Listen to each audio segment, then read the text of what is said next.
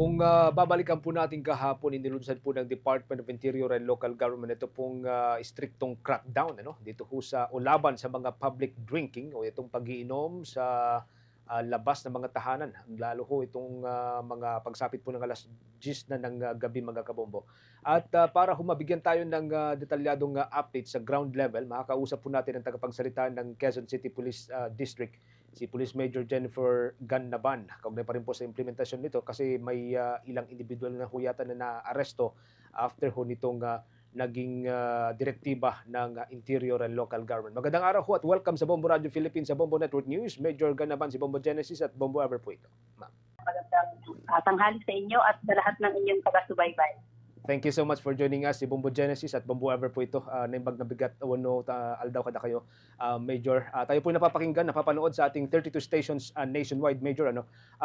Unang-una, kamusta po yung pong implementasyon, initial implementation ho nitong direktiba ho ng Interior and Local Government, Major? Yes sir, naging matagumpay nga po yung ating implementation sa unang araw nitong Integrated Anti-Criminality Plan for Safer Quezon City at ipinatupad po ito ng QCPD sa pamamagitan ng Oplan Bulabog or Galugad at district-wide operations kagabi sa lahat ng lugar dito po sa buong Quezon City. Meron po tayong 437 individuals na huli po natin in violation of various city ordinances. Kapilang na po dyan yung pag-iinom or drinking in public places, yung mga nagbi-videoke or karaoke pa po ng lampas na ng 10 o'clock, may half naked in public places, and minors po na nag-violate ng curfew hours. Hindi naman po kayo nahirapan, Major, dun sa more than 18 na naaresto ho ninyo? Naging maayos po, sir, ang ating pag-aresto dito sa mga inuubo lang po ako. Dito sa mga nahuli natin dahil katuwang po natin dito yung ating QCLGU sa pamamagitan ng kanilang task force, disiplina at ang kanilang mga TTMD. So katuwang din po dyan ang ating mga barangay officials at barangay tanod. Kaya naging maayos po at nakipag-coordinate naman po itong mga publiko na nandoon nga po sa mga kalsada nung time na mag-implement po tayo ng checkpoint and Oplan Bulabog.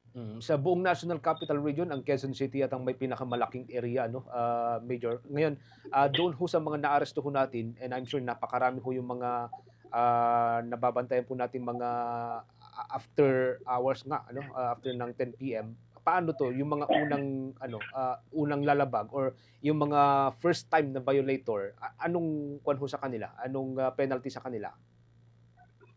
Yes sir, ako ang penalty po dito sa mga violators po magkakaiba po pero pare-pareho po silang may fines, mga multa po, nagre-range po siya ng 1,000 to 5,000 depende po dito sa kung anong ordinance ang na-violate nila. And dito po naman sa mga minors ay kinokontak po yung kanilang mga magulang na after payment of OVR, saka naman po sila iuuwi. Yung mga bata po na hindi kukunin or walang sumundong mga magulang, ito turn over po sa barangay at sila na po yung maghahatid doon sa lugar o bahay nitong mga bata na ito.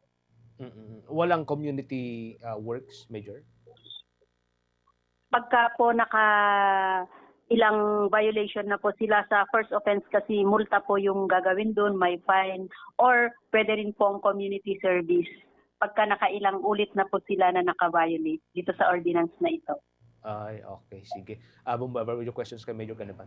Alright, Major, ilan po ba yung mga kapulisan naman po natin na nakadeploy sa QCPD para sa pagpapatrolya? At saan po ba yung mga lugar na tinututukan? Ito po ba yung mga may mataas po na mga insidente po ng krimen?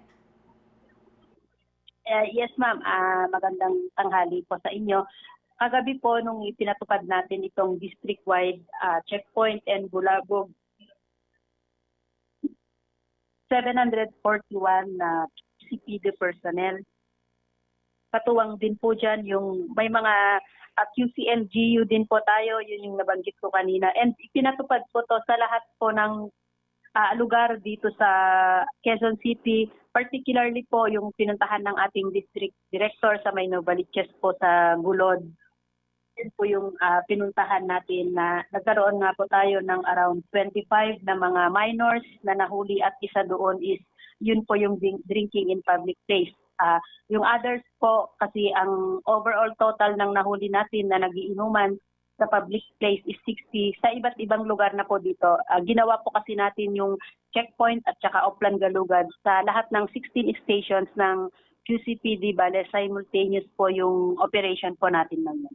Alright. Madagdag ko na lamang din po, Major, sa ibang usapin po, dahil natap na rin po kasi ang PNP para po i-monitor, i-supervise at magbantay po dito para maiwasan po itong hoarding sa gitna nga po ng krisis sa Langis. And recently, mayroon pong mga naaresto po ba na mga sangkot sa hoarding po sa Langis, especially dyan po sa inyo pong area of responsibility sa QCPD?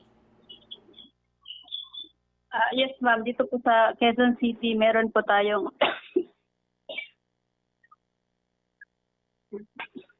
Pero Major, balikan ho natin mamaya ang linya ni Major Ganaban, mga kabombo, na maki-update po tayo sa nagpapatuloy pa rin pong implementasyon nitong Safer Cities Initiative nga ng Department of Interior and Local Government.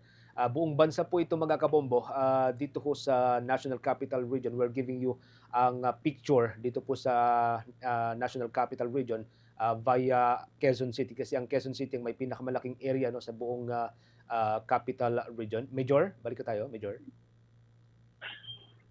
Okay, sige. Mamaya, balikan po siguro natin, mga kabombo, ang ilan pang development mula po dyan sa may Quezon City Police District kasama si Police Major Jennifer Ganaban.